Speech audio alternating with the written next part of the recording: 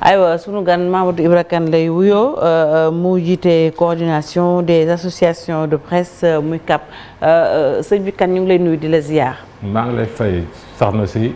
c'est pas une coordination c'est un conseil. Conseil des diffuseurs et éditeurs de presse du Sénégal. loolu CEDEPS la waaw. waaw mooy CEDEPS. moom CAP bi la wax ñu ngi ci CAP boole quoi mooy coordination association de presse yi. ah ok d'accord d'accord d'accord da ngaa bëri casquette quoi. voilà moi je parle de CAP coordination des associations de presse en fait. waaw ci titre boobu sax nan la fi woowee tey CAP bi coordination des associations de presse li ko waral mooy ginnaaw bi ñu la nuyoo campagne bi commencé na mais am na lu fi xew polémique samedi passé. Ousmane Sonko démonté woon après daal di rejeter le micro de la RTS. waaw moom nag après yemul foofu parce que explique lu tax ndax dañoo jàpp ni ñoom kuje gi période campagne rek dañu gis seen bopp ci li nga xamante ni quand même mooy télévision nationale. moo tax te comme moom bu waxee du jàll ci télé bi donc moo tax mu daal di delloo micro bi ban commentaire nga def ci acte bi. waaw xam nga ñu ngi tollu Sénégal jamono bu nga xam ne. manquement yi dafa bare Sénégal mu ngi jéem a tabax état de droit mais état de droit boobu nekkagul une réalité li may faral di wax man mooy état de droit embryonnaire dañu am tey man mënuma en tant que journaliste en tant que représentant des journalistes daal di attaquer un camp ou l'autre damay jéem a xool fan la affaire bi doxul. dégg nga man je suis pas appelé à prendre position. contre Ousmane Sonko contre Macky Sall contre X Y Z. li mu mun a xam mooy il y a de la part des acteurs politiques des violences envers les journalistes et les techniciens des médias. Mars 2021 sorewul. démb rek la. attaqué nañu fii ay journalistes ak ay caméraman dégg nga te mujjewul fenn am na yeneen agression yu ñuy def contre des journalistes quelles que soient les positions yu ñuy défendre te loolu aussi te mujjewul fenn yéen si seen bopp sax seen station bu nekk Touba xaw ma Touba la xaw ma Mbacké waaw bu nekk Mbacké ñu attaqué leen te loolu mujjewul fenn am na ay journalistes 7TV yi nga xam ne benn marabu numérom yi ñoom ñoo agressé l'équipe de reportage de la même manière journal Les Échos jamono dégg nga saccagé nañ ko heureusement waa rédaction yi nekkuñ foon loolu yëpp ñu niilal ko c'est dara de la même manière dafa am loi Sénégal bu nga xam ne dañu war a am la pluralité sur les médias de service public. waaw moo tax ñu taxaw ci parce que Sonko débat boobu la posé. voilà exactement non loolu. yow nee nga doo jël position mais il ne s'agit pas de prendre position mais quand même. exactement oui non ce problème là existe moo tax jamono Ablaye Wade projet de code de la presse en septembre 2010 te bu ñu amoon ñu ne pour la nomination du directeur général de la RTS sur la base de candidature. appel à candidature 3 personnes yi nga xam ne. moom la ñuy proposer au président de la République mais choix am mënul génn. ci 3 yooyu dégg nga ay nit yi nga xam ne amuñu te parti pris politique. te ba pare am nañu ay compétences pour diriger li nga xam ne mooy suñu rajo télévision nationale. loolu dafa important parce que réew dégg nga bu ñu jàppee ay lois te respecté wuñu les lois jëye yu mel ni lay indi. loolaa tax CAP bi nga wax coordination des associations de presse. mu ne moom kat il faut que mu organiser une concertation nationale. parce que attaques yi contre la presse. mais concertation bi amulu leen ko finalement da ngeen a bàyyi bi prétexte bi ngeen joxe aussi moo jaaxaloon na ñëpp parce que téléwut violence mi ngi am envers les journalistes bi yeewi ne dañuy participer ci élection yi yéen am concertation finalement defu leen ko dimanche bi ngeen ko jàppoon. waaw dimanche 3 la woon. lu tax defuñu ko ñun duñu ay acteurs politiques mu amoon ay doomu Sénégal yu doon dox jàmm. nekk ay facilitateurs daal di dem seeti les différentes parties ba tension bi daal di wàcc.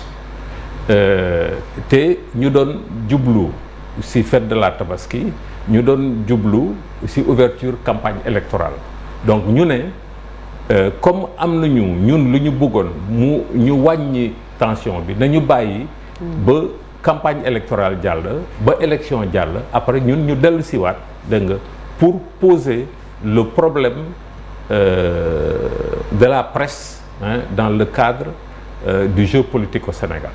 waaw d'accord léegi man damay ñëwaat ba léegi rek ci affaire service public mais le geste de Sonko aussi à Tivaouane parce que gis nañ quand même ñu bëri jàpp ni le danger mooy xëy na peut-être journalistes yi nga xamante ni RTS la nekk topp cortège boobu ñoom amul responsabilité ci li nga xamante ne mooy ligne éditoriale bi. wala naka la ñuy gérer lii di télévision nationale ba ñu leen di exposer comme ça nii wala di leen humilier. waaw xam nga boo leen fàttali ko élection présidentielle bu 2019 le candidat Ousmane Sonko avait proféré des menaces des propos discourtois envers le groupe Futurs Médias. dégg nga jamono boobu toute la coordination des associations de presse daal di jël une position ferme ñun d'accord ñu hommes politiques yi di attaquer les journalistes ou bien les techniciens des médias ñun journalistes yi techniciens des médias yi ñun dañuy daan suñu doole mun nañu liggéeyal ku nga xam ne dafa féete ci nguur gi mun nañu liggéeyal ñi nga xam ne ñu ngi ci biir opposition bi mais ñun dafa am ay chartes yi nga xam ne moo dal suñu liggéey c'est pas parce que damay liggéey RTS que pro Macky la wala pro APR dégg nga jamono man maa ngi koy fàttaliku les plus grands journalistes du Sénégal c'était des journalistes de la RTS et qui pourtant ne faisaient pas partie du parti au pouvoir donc journaliste mën na liggéeyam de telle sorte que oui non am na ay journalistes yi nga xam ne quand même ça il faut le dire muy sur les médias de service public mooy sur les autres médias privés yi nga xam ne ils font du zèle dégg nga kenn yónniwul leen dégg nga pour ñu def wala wax li ñu war a def donc ñun en tant que journaliste dañu war a saytu loolu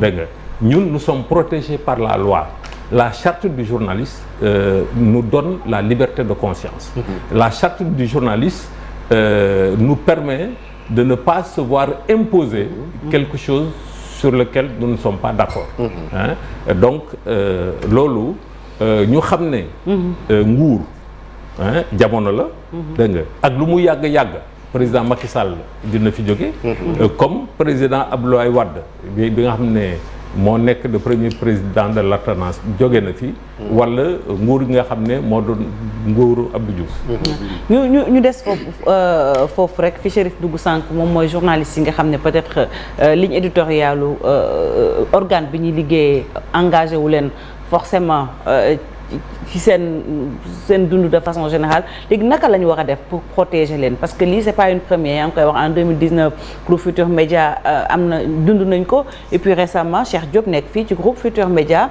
manifestation moom lañ nekk nii image yi leen ko won fële ci place de la nation moom it dañ ko attaqué woon muy ñoo xam ne ay partisans Ousmane Sonko lañ te muy ay mbir yoo xam ne day faral di am quand même que faut-il faire pour encore davantage protéger les journalistes. suma kàddu du changer ci benn mbir bu ñu bëggee am état de droit bu ñu bëggee disons dindi arbitraire il faut que ñu appliquer la loi parce que impunité bi dafa bare impunité bi du côté du parti au pouvoir impunité bi du côté des partis de l'opposition loolu rek moo mën a dimbali Sénégal pour ñu renforcer suñu embryon état de droit sànq wax naa leen fii ay agression yu amoon contre des journalistes mais nous sommes tous là. mujjul fenn. mujjul fenn. loolu moo warul moo tax ñun ñii les acteurs nañu bañ ñu féetale ñu boor.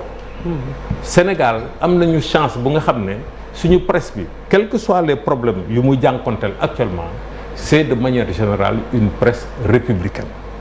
Presse boobu moom moo permettre alternance politique en 2000 ak en 2012 comme li may faral di wax bu dul woon presse bi kon Abdoulaye Wade du nekk président. bu dul woon presse bi kon Macky Sall du nekk président. donc ñun loolu la ñu bëgg mu continuer fii Sénégal mais pour que loolu am il faut que presse bi ñu protéger ko maanaam mu am guerre mu am xam médecin bu nga xam ne day dem di faj ay belligérants de quel côté bu ñu munti far dégg nga te médecin yooyu wala infirmier yooyu ñu leen di attaquer. c'est la même chose avec nous. ñun pouvoir waruñu attaquer waruñu disons bundaxatal dégg nga de la même chose de la part des partis.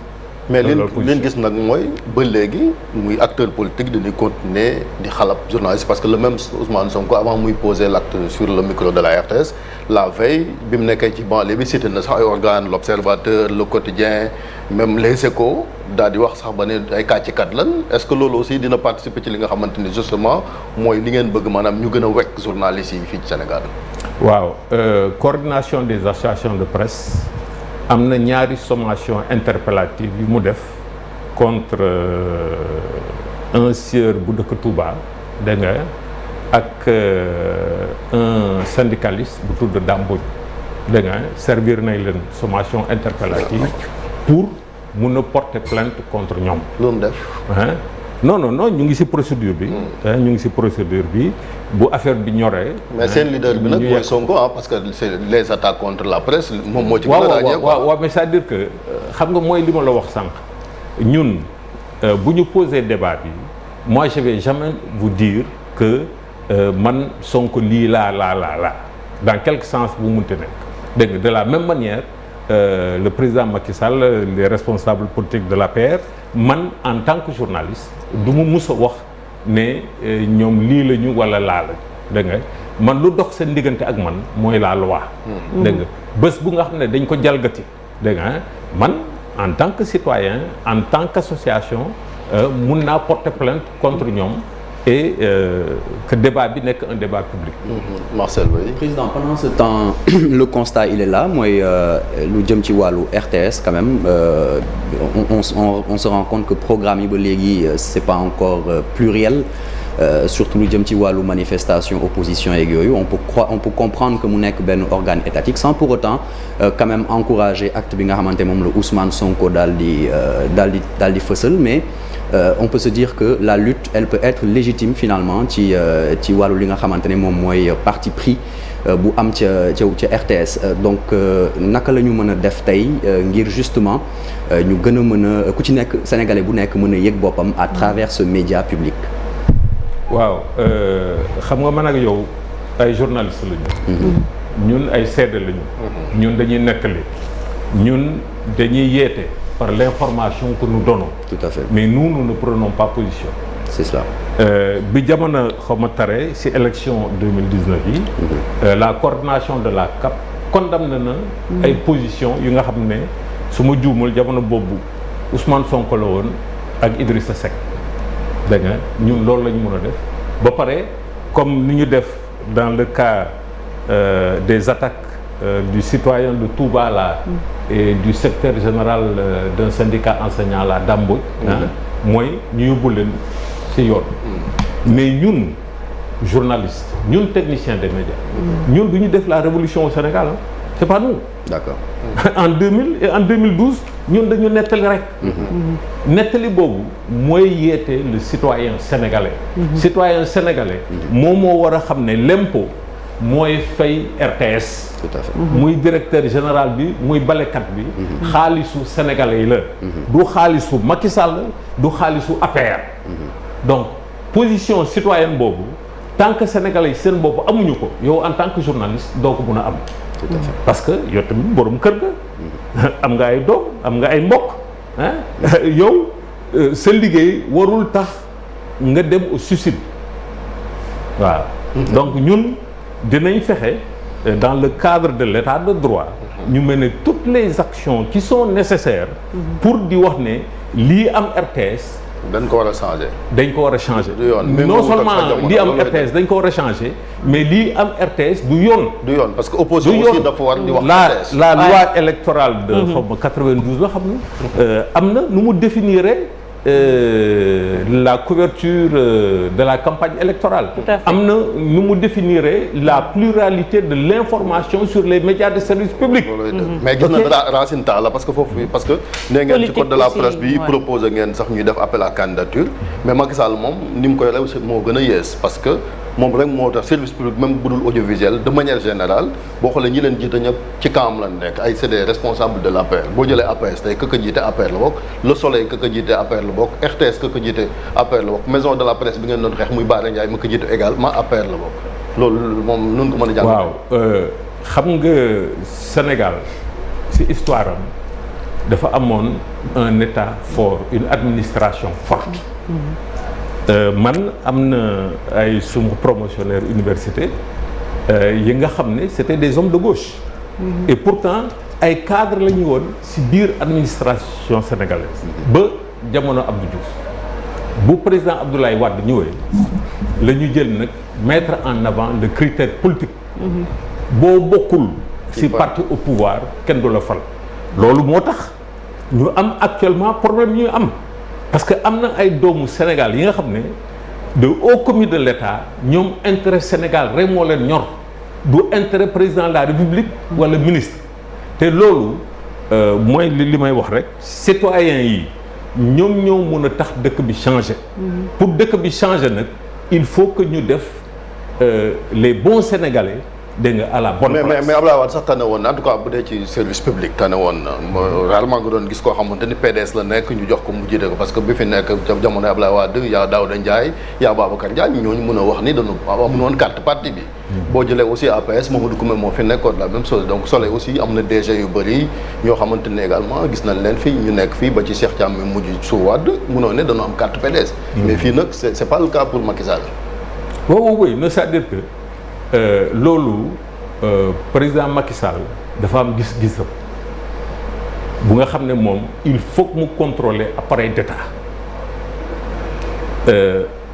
loolu nag moo indi problème yu bare yi nga xam ne moom la ñuy jàpp. te moom da doon ŋàññi RTS gis nañ ko ci deux oui mais man bi mu ñëwee changé wu fa. yow yaa ngi fàttaliku buy président Macky Sall en tant que candidat bi mu nekkee opposition bu doon def le tour des rédactions ok di wax ay bëbëtam dégg nga ñun ñuy porter sa voix ok mais aujourd'hui malheureusement il faut le reconnaître relative indépendance bu ñu amoon jamono boobu amuñu ko tey et encore une fois c'est pas moi man damay nettali dégg nga sénégalais ñoom ñoo war a décider dégg nga kan la ñu bëgg ko mu jiite leen si yan condition la ñu war a doxalee réew mi parce que réew mi ñun ñoo ko moom te président ak lu mu yàgg-yàgg daf fiy jóge te am nga yaakaar ni coppite dina am en tout cas ci ni nga xamante ni moom la mooy gouvernance des médias du service public.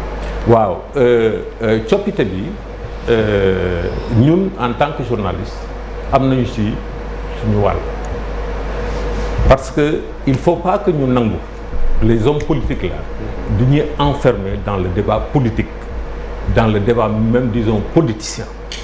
Sénégal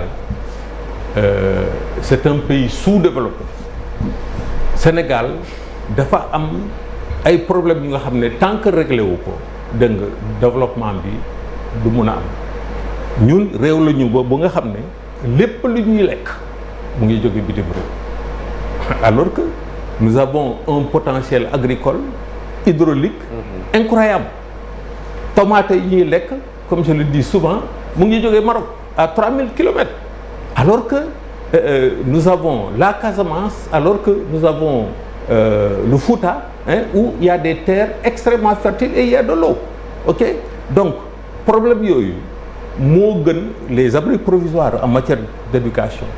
dëkk bi nga xam ne mënul développer sans le savoir. dégg nga ñun en tant que média en tant que mass média on peut inculquer aux Sénégalais des informations qui vont l'aider d'un point de vue technique que mu jël boppam en charge. Dans le cadre de notre système éducatif actuellement ñoo ngi def bac defe naa tey la ñuy jeexal les séries scientifiques tey la ñuy jeexal dans tout le Sénégal il n'y a que 480 candidats au bac série S1 sur les 150 000 et quelques. Ok, c'est-à-dire que dans 5 ans on aura moins de dans le meilleur des cas je sais pas 400 ingénieurs mën na wàññeeku. waaw dina wàññeeku sax. D'accord. Ok. Très bien. Donc loolu mooy wane ne que nu ñu poser suñu problème développement moo normal. mais ñun en tant que journaliste loolu mën nañ ko dénoncer. léegi papier dernière question rapidement c'est ça bi nga fi mujjee ñëw yéen a ngi doon ragal papier manqué surtout papier bi nga xam te moo lay tiré journaux yi ndax guerre ba nekk Ukraine c'est réglé maintenant. non absolument pas au contraire dafa gën a tar xam nga dafa am ay dëkk yi nga xam ne ñoom ñoo am ay forêt donc ñoom ñoo am du bois ñoom ñooy produire le papier parce que le papier c'est de la pâte de bois bu ñu transformé si dëkk yooyu nag dafa am dëkk bu nga xam ne daf si am part bu importante mooy la Russie ex-URSS sax parce que y a la Russie y a la Biélorussie y a l'Ukraine ñoom ñoo doon di produire du papier maintenant avec la guerre mënuñu jot si papier boobu. D'accord. te papier boobu lu ko waral c'est pas que les Russes ne veulent pas nous vendre mais c'est les Occidentaux qui nous empêchent d'accéder aux marchandises russes. xam nga Sénégal ak beaucoup d'autres pays africains ñoom dañu voté la neutralité dans le conflit entre l'Ukraine ak la Russie et la Russie mais ñun comme que mënuñu doxal suñu bopp comme que ñun amuñu ay bateau dégg nga multinationales yi nga xam ne ay multinationales occidentales ñoom nee nañu ñun duñu mën a jot ci marchandise il faut que ñun tamit ñu embargo ko par force. Donc situation bi mooy aujourd'hui le papier la tonne de papier journal est à 1200 € la tonne. bu yàggee tuuti un journal à 100 francs bu am bu yàggee tuuti sax les journaux sax dañu mën a génn. Très bien jërëjëf merci beaucoup Mamadou Ibra Kane ñu la doon dalal coordination des associations de presse jaajëfal la bu baax a baax. Merci beaucoup. aywa ñu dem ci ñaari yéenekaay Groupe Futurs Médias muy l'Observateur ak Record.